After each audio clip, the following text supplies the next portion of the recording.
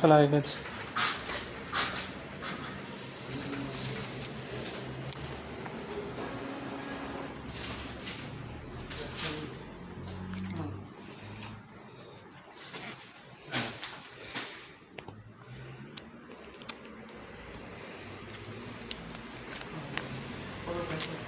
İki dakikaya döneyim mi sana? Döneceğim sana. Hemen döneceğim. Tamam. Buyurun. Bir kargom vardı. İsim neydi? Hafız Kasım Ali.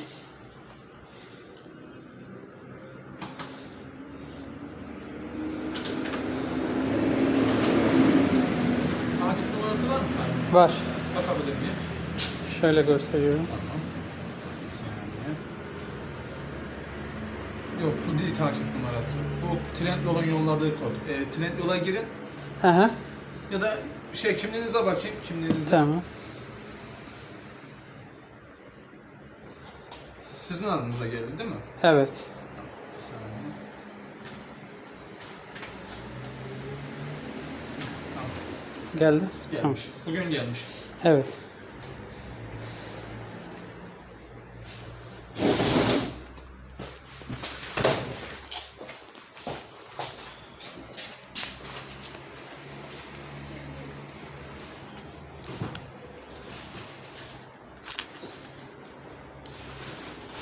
Küçük bir poşet olması lazım. Küçük.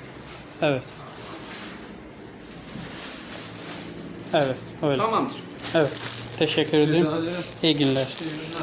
Küçük bir ses kaydı aldım da. Tamam.